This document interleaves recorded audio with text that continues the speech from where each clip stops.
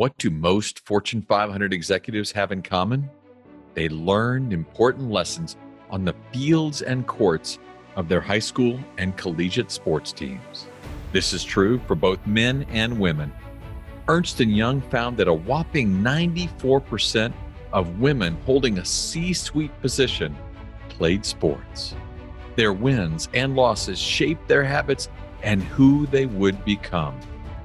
Join me on my journey to sit with some of the brightest executives in the world as we discuss how sports shape their professional trajectory. In partnership with Chief Executive Magazine, the voice of America's CEO community, I'm your host, Don Youre, and this is Corporate Competitor Podcast. With me for today's episode is Jim Rowley, CEO of Crunch Fitness.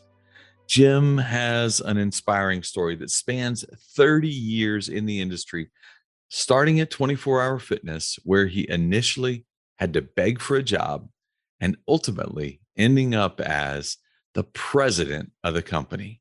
He later moved to Crunch Fitness, where because of his leadership skill, despite the challenges of COVID, Jim helped Crunch grow by 5% during the pandemic, and they recently opened their 400th franchise club.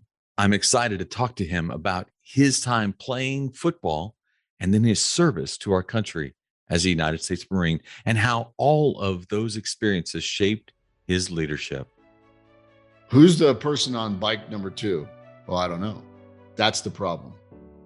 I have a technique. If I feel like the team is too focused on the key performance indicators, I say, Don, who's that person doing the kettlebell work or the crunch exercises or underneath the bench press?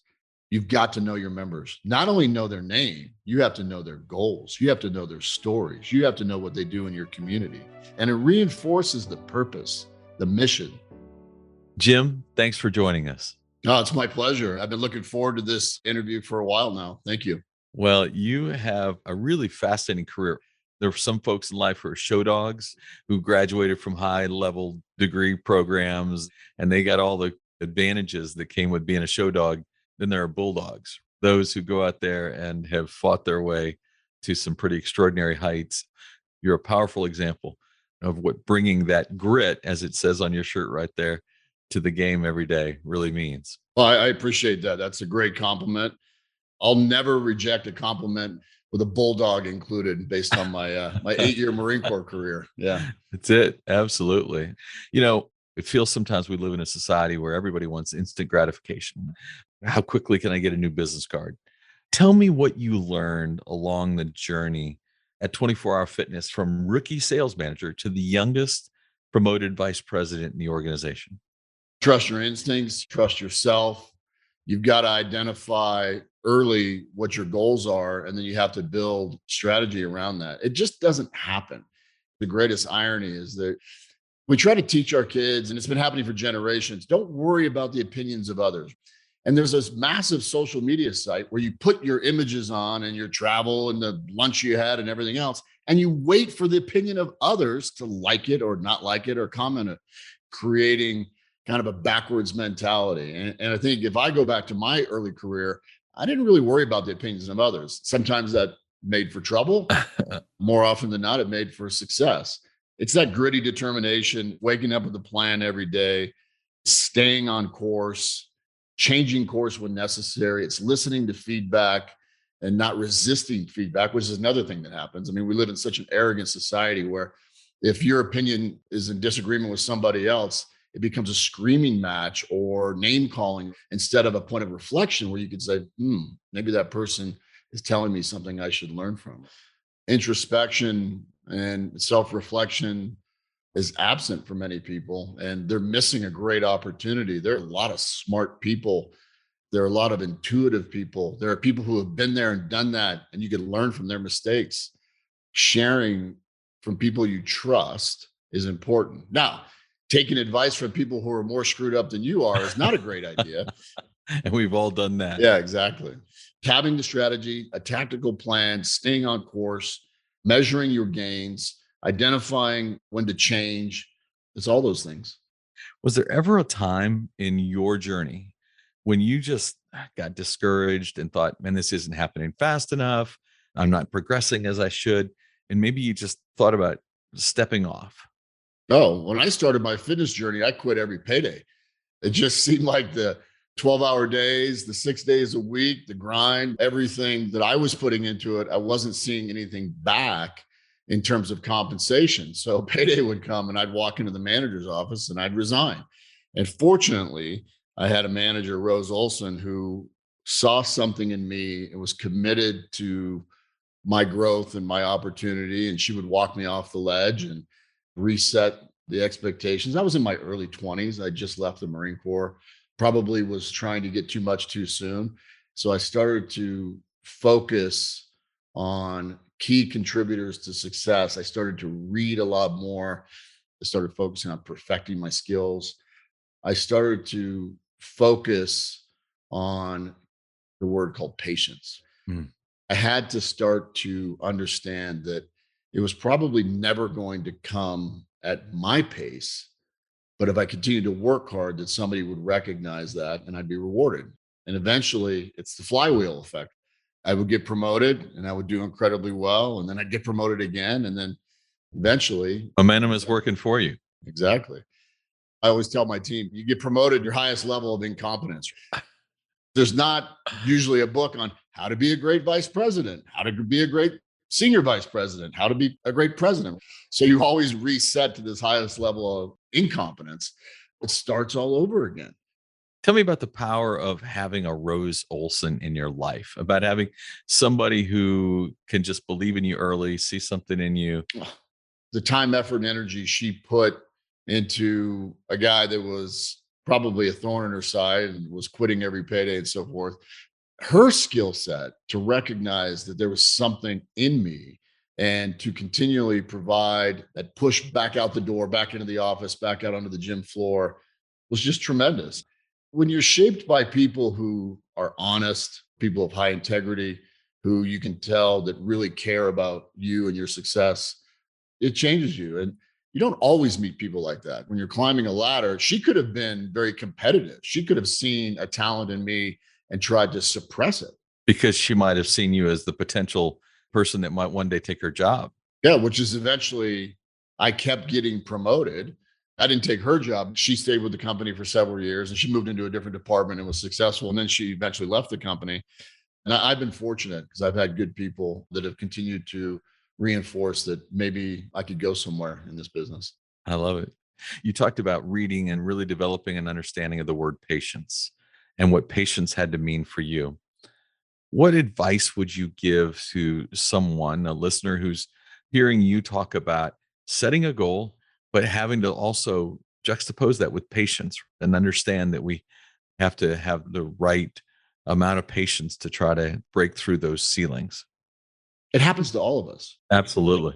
You're not in isolation in terms of being alone. Nobody else knows or understands what I'm going through. It happens to all of us, even at the highest levels. I've had the good fortune of meeting people that are wildly successful, incredibly wealthy, multi-billionaires. Same cycle happens. When you feel like it's not coming fast enough, or maybe you're disenfranchised, it's important to unplug, kind of reconnect with your personal mission and purpose. Why are you doing this in the first place? What are your key drivers? Self reflection, introspection. Am I self talking myself that I'm ready for this promotion and advancement? Or am I really ready? Have I demonstrated all the things necessary to management to continue to promote me? Sometimes you go too long in the cycle without taking a break. And that's when negative self talk starts to happen. I think it's important to find hobbies, things that you enjoy, and go back to those when you feel like you're in a bit of a spiral. Get out on the lake, the mountain, the bike, a beach, whatever it might be, and then reconnect to your personal mission and purpose. It's very natural. It's human. You're right. That's such great advice because a lot of times we begin to think it's us. Truth is, it's all of us. The premise of this podcast is we talk a lot about how being in sports and competitive environments helped shape who we were. I know you played football growing up. Is there a lesson that you learned in a competitive environment on a field or in athletics that has helped shape who you have become? A lesson or hundreds of lessons? Where do you start? The one that stands out for me is hard work beats talent when talent doesn't work hard. We've all been on that court, that diamond, that field. Some of the most talented people were not putting in the effort necessary to succeed. You can see that at a very young age. You can see emotion. The kid who is wound so tight that he cries if he strikes out versus the kid who's giving everything he's got. He's just happy to wear the jersey. You see so many different types of people, their backgrounds, their parental influence. You also start to recognize that sports can be a great equalizer, or they can show you that strength and power and speed come in a lot of different packages. Right. I just love sports and team sports specifically for so many different reasons. It's also important to know that even if there's someone on your team who is incredibly strong, powerful, fast, skilled, athletic, all those things, if it is truly a team sport, that individual cannot win alone. It takes the rest of the team. That's probably the biggest crossover for me into business. I went from team sports into the ultimate sport, warfighting in the Marine Corps, into the sport of business. All of them have a team aspect. I've been fortunate in my life to be part of great teams, incredible teams, never a perfect team. And those things carry over from the first day of Little League Baseball to a board meeting I'm going to have next week. It's the same kind of premise and idea. We have to look at your team, have to understand what each person is driven by, have to know how to pull the best from each one of them. It's funny to me every once in a while when I'll get that, boy, I'm so over sports analogies. Well, why? What it takes is exactly what it takes to do just about anything else, as you're referring to. I'm so over sports analogies, said no one that ever played on a team sport. Right. You learn so much about yourself. You learn about others. You learn about coaching. You learn about leadership, the positive and the negative. Right. I've had coaches that have grabbed my face mask when I was a child, probably go to jail today, grabbed that face mask, pulled me in close, said every negative word you could imagine, because that's the technique that they thought would inspire me. Inspiration comes in many forms, and each people will respond to inspiration and motivation differently. Some people don't need motivation. If you require a lot of external motivation and you have significant goals for yourself as a leader, you're probably overvaluing your skill, because that motivation should really come internally. The fire that burns within you, whether it's to be a great athlete or a corporate athlete or whatever it might be. If you need a source of inspiration and motivation constantly, it's going to be problematic. A healthy chunk of it has to burn from within. It has to. I know you had 3 children and you have been an active coach of their sporting teams over time. What kind of things did you learn about leadership at that level? Keep it fun, even keep it silly a little bit, because youth generally, I don't want to just say that all kids are in the same circumstance as mine, but generally they don't have the same pressures when you're 8, 9, 10, 11 years old. Having an outlet for fun and even to be silly, even around sports, is okay. It doesn't have to be so serious in youth sports. You have to remember that you're a role model. I don't subscribe to the everyone gets a trophy nonsense that we hear. I think that's another reason that society is declining, that we reward everybody and we even give them trophies. There's always a first place and there's always a second, third, and so on. It's important to learn how to lose, because life is not all about winning, and people displaying that they're always winning. They're always at the finest restaurants and the finest airplanes, the finest clothes and everything else. It's just nonsense. Learning how to lose is incredibly important.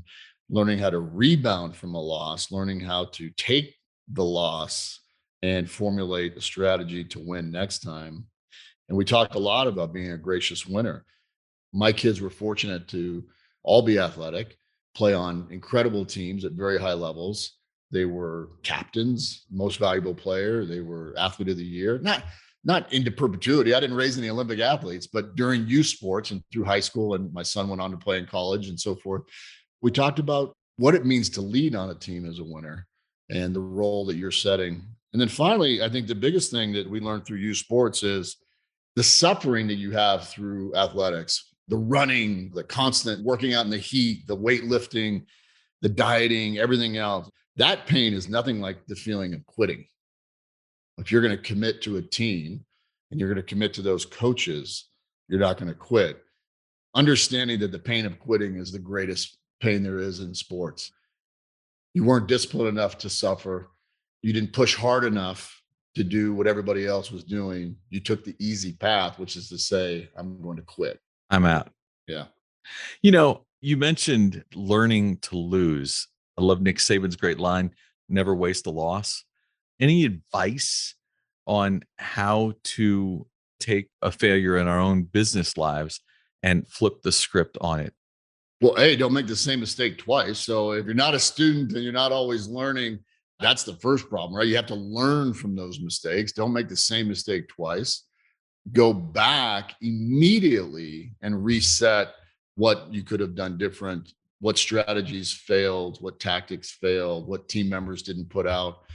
You take your losses, you understand what were the elements that created the loss, and you try not to replicate those again. You also don't waffle in a loss into perpetuity either. Right. You've got to move on. Come Monday, we're moving forward.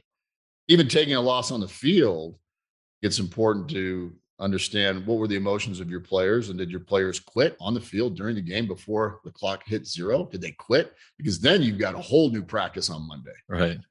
I think about COVID closing gyms across the entire world and how many people could have just rolled over and said, oh, this is doomsday. We're never going to come out of it.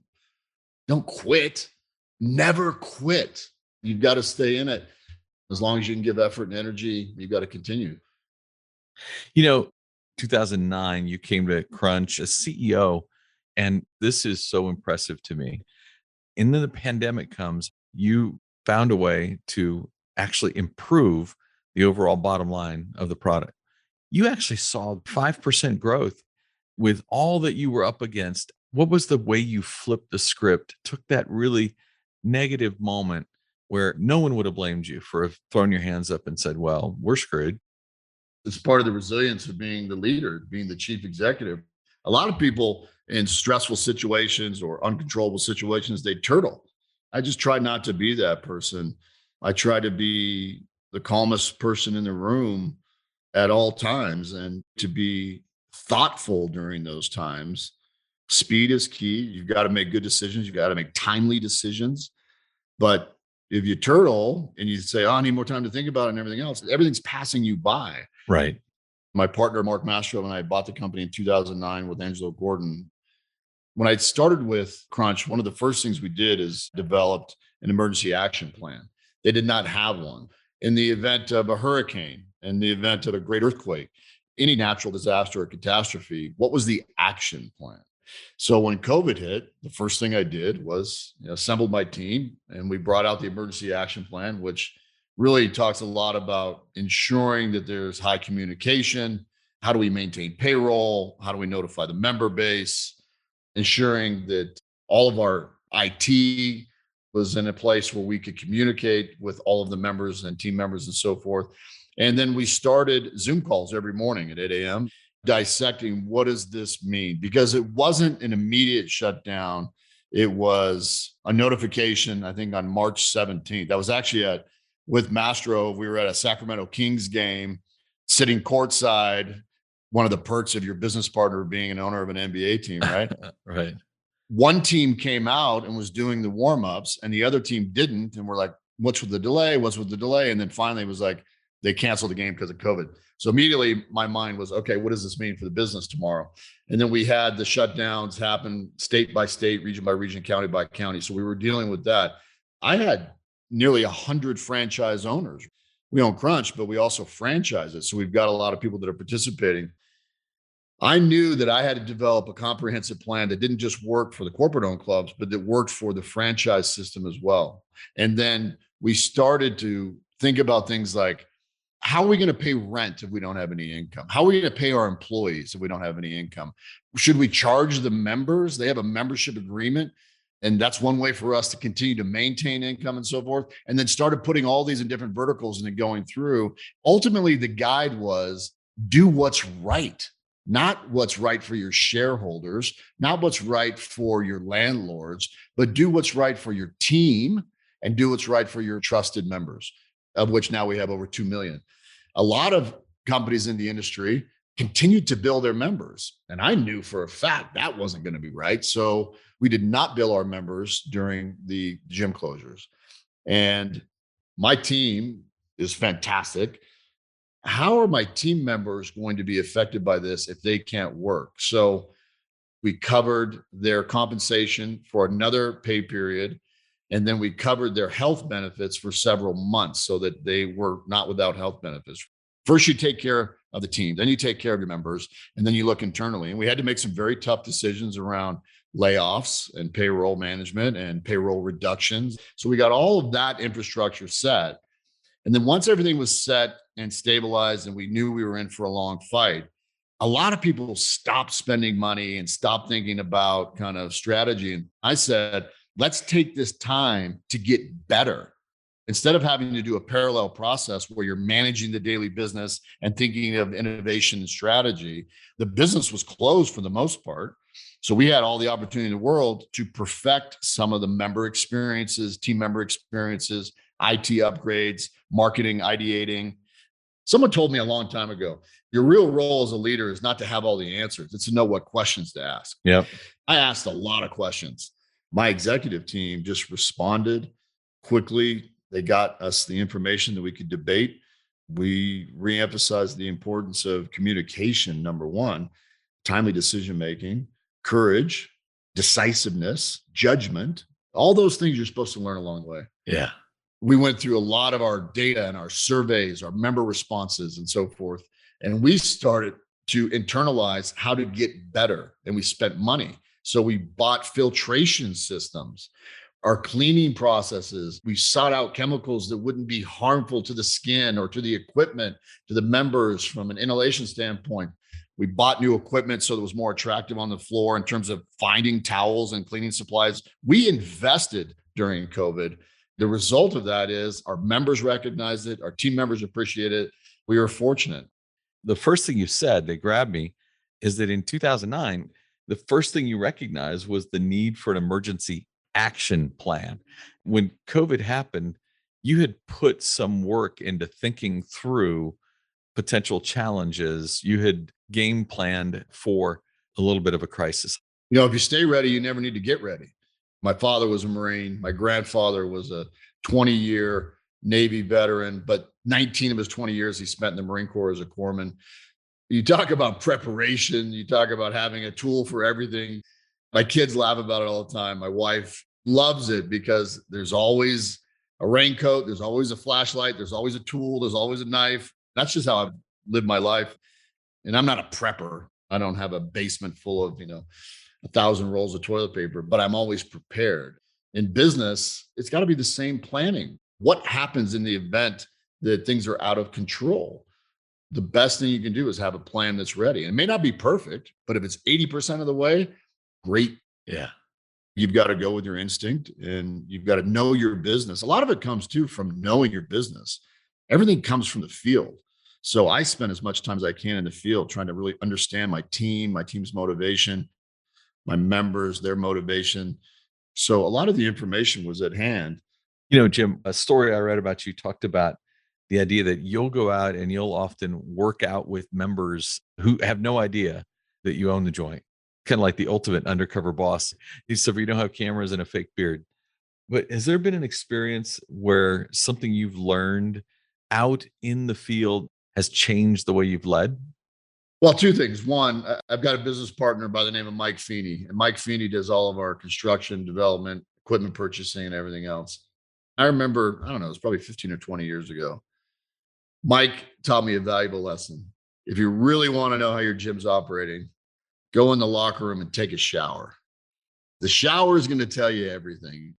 Does it smell clean? Does it look clean? Does the hot water work well? Does the water pressure work well? Think about being a member.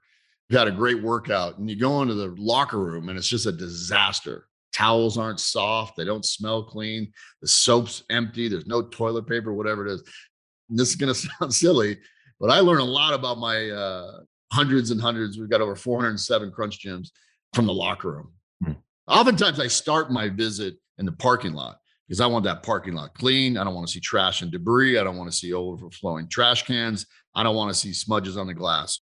And I go to the front desk and almost immediately I go to the locker room because I want to know it's kept up. It smells good, not poorly, as best as you can in a locker room. Yeah. That was great advice. So when I work out in my gyms, I use the shower, I use the sauna, I use the steam room. I look under equipment. I do all of this stuff. The story that most resonates for me and is still impactful today.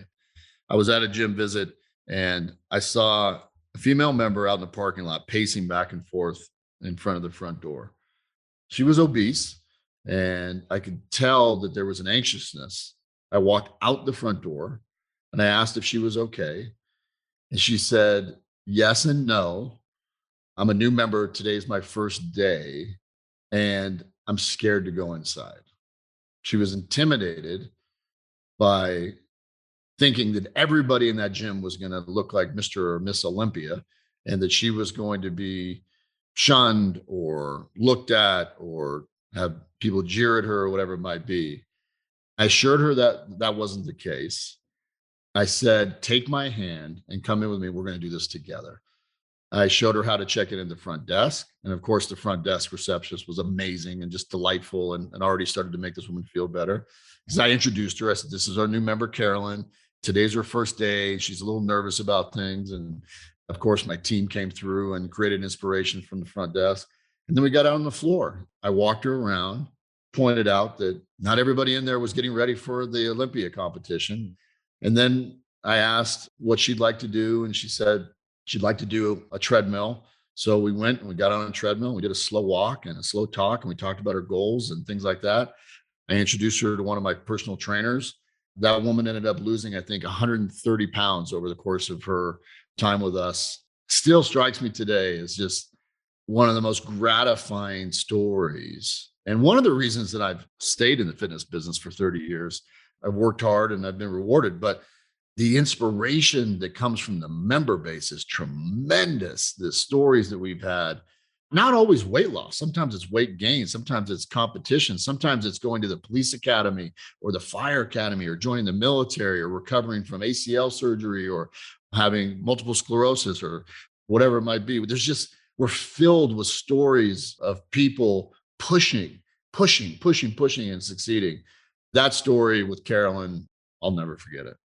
Got a little misty there. I felt like the pollen was high here in Tallahassee. I'm not crying, you're crying. So those kinds of moments, a lot of times in organizations, not just fitness, not just medical industry, we all have these opportunities where something we're doing with those we get a chance to serve creates a moment, an opportunity for us to remember why we do it, why it's important. But too often we all get caught up in the day-to-day grind. This and this and this have to be done exactly and precisely. And we forget who we serve. How do you, as a leader, continuously remind those who work there with you, they're not just in this as an industry, they're life-changing opportunities. How do you remind them? Because even in the best of circumstances, we seem to lose touch with that on occasion. I have bad days and I have long periods where I'm in the boardroom, we're dealing with accountants and lawyers and all the nonsense that comes with business. And I've got to remind myself to get out to the field. We have a operations manager, a general manager, and a fitness manager. Those are the three heads that run the facilities. We always do a club tour. I love a club walk, right? And during the club walk, I have a technique. If I feel like the team is too focused on goals and too focused on the key performance indicators, I go out on the floor and I say, Don, who's that member on treadmill number 1? Oh, I don't know. Who's the person on bike number 2? Oh, I don't know. Who's that person doing the kettlebell work or the crunch exercises or underneath the bench press? I don't know. That's the problem. I make them go introduce themselves and come back with the names of 5 or 10 members, what their goals are, why are they at crunch. I like that. You've got to know your members. Not only know their name, you have to know their goals. You have to know their stories. You have to know what they do in your community. The success of the business does not come from them. It comes from their member base and their member satisfaction. And if their members are satisfied, they're going to refer their friends and family. And it reinforces the purpose, the mission, provide an amazing member experience at an affordable price and to have no judgments. We're open to everybody. We don't want to isolate or have a type by any means. If they're too shy or they don't have the confidence to do it, I do it with them. And I go up and I introduce myself to the members. And I ask them how their workout's going, how they like crunch, and what can we do better? And then I tell them who I am. Some members still email me to this day. That's awesome. I've got a member in Walnut Creek, California, retired guy from Chevron named Mark. Mark emails me all the time and tells me how things are going and how great the team is. Or he tells me, hey, you missed an opportunity here or there. And I don't shy away from feedback. I love getting feedback. We say in our office that feedback is the breakfast of champions. There you go. Some of the great organizations we've had a chance to work with understand the importance of feel it moments or mission moments where your mission becomes clear to you. And it seldom becomes clear looking at a P&L. It becomes more clear when you're looking at those you get a chance to serve. It really crystallizes it. And most of our managers are in their early 20s to early 30s. I've had the opportunity to have young managers run back to me and say, oh my God, I just met the best person. You wouldn't believe their story. And they were a member of Crunch in 1989 in New York City. And then they moved out west and she's lost this amount of weight or she's recovering from this. And then they get the joy and the satisfaction from that experience. And then it clicks. You only have to do it once. It's not something you have to repeat from a training standpoint. So Jim, as I studied you, one of the things that stood out was a leadership quote from a Navy SEAL named Kiko Suarez. Kiko said, it's not what you preach, it's what you tolerate that allows you to understand the standard you're setting for your team. How has that played out into your leadership? To me, it's just one of the greatest reminders that a lot of people will lay down the operating plan, they'll lay down the rules, they'll set the expectations, and then people will violate that. They won't meet the expectations. They won't follow the rules. They won't do as expected and so forth. It goes back to that point. You can say all of these things. You can tell the team, these are the expectations. These are the rules. This is the operating plan. And these are the key performance indicators. These are all the things. But if you tolerate something different than that, what does that say about you fundamentally as a leader? You are broken. And your team is going to see through that weakness and they're going to run through that gap. And you are going to get caught in the wave. I mean, it's the most embarrassing thing ever to me when I see people preaching and saying all of these things and standing up before the audience and telling them what the expectation is. And then immediately it's breached. They don't follow up on it and they are exposed. It's not what you tell them. It's what you tolerate from them. Tolerance can come in many forms, but a lot of employees will take advantage of situations, especially if there's absent leadership or there's times where the leadership is not governing every single day. And as a leader, it's not only what we preach and what we tolerate, but finding those team members that are so high on integrity that they don't have to be watched constantly. It really comes back to your selection process, your training process, your culture. This quote motivates me because one of my roles is to develop strong leaders. And when I see them tolerating behavior that is not aligned with expectation, I go back to this quote. I know that one of the things that you often do as you're interviewing folks who might be coming to work for you is you ask them about the idea of sports that they might have played as they were growing up. Principally, we totally agree with you that there's great value in that, but I'd love to ask why you asked that question. Well, the first three answers are teams, teams, teams. My entire life, as I said earlier, has been about teams, team sports. Marine Corps is a team or a unit. And then as a corporate athlete, you're always forming and leading teams as well. So I've found that if you've spent the majority of your life as an individual and not participating with teams, you're going to find it difficult in a corporate environment as well. And the teams can come not just from sports. You could have been in the band, you could have been in the drama club, you could have been an ROTC, whatever it might be. I want to know that you participated in something where it wasn't just about you, where you had to collaborate with others, you had to put out the effort and the energy with others. Also, the soundbite that I asked this question is only the beginning, because then I want to know, what were your coaches like? Who was the best player on the team? Were you a role player? Were you a bench player? Were you a team captain? Did you go on to play in college? Talk to me about effort. Talk to me about commitment. Talk to me about double days. Talk to me about being in the pool at 6 a.m. on a 50-degree day. That's going to tell me the core of this individual, their character, the character that was developed early. And even if they say, oh, I wasn't very good, I'll ask, well, did you continue to play on the team? Because that shows me a commitment. They weren't even getting gratification. Maybe they didn't even see the field, but they still went to practice. They still put on the jersey. Pride matters. Pride matters. Were you proud of that team? Were you proud of yourself? Right? Because I'm not just hiring employees. Hopefully, I'm hiring future leaders. So I want to know that they came from a constructive background. It's not all positive, it's negative too. You could have really negative influences within the team chemistry, within the coaching staff. I mean, there's so many things that come from that question.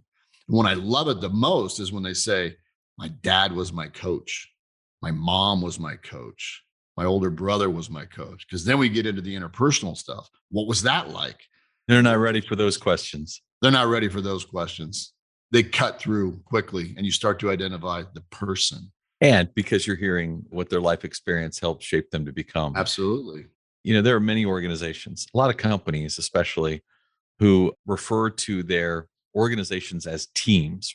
My team this and our team that. The truth is, when you scratch the surface a little bit, you realize it's just a bunch of individuals just happen to be wearing the same jersey or carrying the same business card. They're not really a team. They're just independent actors.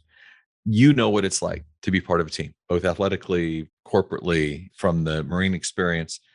If you're trying to coach someone who's trying to take that group of individuals and meld them into a team, what's something you could advise us on how you can cross that bridge to help take a group of individuals and turn them into a team? Fantastic question. First of all, as a leader, you've got to be fair. You've got to be equitable. You have to follow up. You have to be strong and clear under pressure. And then you have to delegate the responsibilities back to the team. And you've got to put a little bit of pressure on them to perform in front of their peer group. You can't always, as the leader, be the person that rises to the occasion if you truly want to build a team. You've got to allow the members of the team to have the same kind of influence. Through that, you're going to expose the peer group, the other team members, to the capabilities of the individual that you've selected. I have an executive call every Tuesday with my core team, and they get to hear from every leader. There's 6 of them on the call. They sit on that call and they listen to what their peer is doing. They listen to the hardships and to the success that they're having. They talk about personnel. They talk about operating process. They share ideas. They get feedback from each other. That's where that forming that team loop comes in. Now, it's not to say that all my teams have been perfect. I have individuals on my teams that sometimes are selfish, or sometimes they're worried about other team members. That's my job as the leader, to call that out. And if it becomes hyper negative, to cancel it, to ensure that that person either has an opportunity to wake up and recognize that they're being destructive on the team. Their behavior may lead to them being dismissed from the team, or that they need to course correct and they need to come back with a different attitude, different energy, and so forth. The big thing is clear communication, setting expectations, be honorable, right? Be honorable as a leader. Hold yourself and your teams accountable. That's the other thing, accountability. And then whether they're a high paid executive or not, you've got to hold them accountable. They've got to hold themselves accountable and not duck behind maybe the good statistics and the good data and so forth, but shrink from the bad data. And it's a leader's responsibility to identify those things and to have clear communication with the individuals. The coach is the hub. So if the coach is weak, if the leader is weak, the spokes are going to weaken as well. The hub has got to be incredibly strong, talented, and go through all those character assessments of judgment, decisiveness, and integrity and humility and all those things. And if the hub is strong, generally the spokes are strong. Yeah. Look, Don, that's the hard part. Most people fail as leaders because they can't hold people accountable. They shrink under confrontation. They don't want to have the hard communication, the hard feedback, the candor that's necessary. A lot of people can stand up and rah-rah, but what's it like in difficult situations? And then the formation of your team is not tested when you're winning. It's tested when you're under a great amount of pressure and difficulty. COVID was a great example. I got to see my team's strength and weaknesses during COVID. I'm happy to report that my team came through solid because they trusted each other. What a real valuable answer there, just in that nugget there, that One of the great failures in most leaders is the unwillingness to hold other people accountable, including themselves.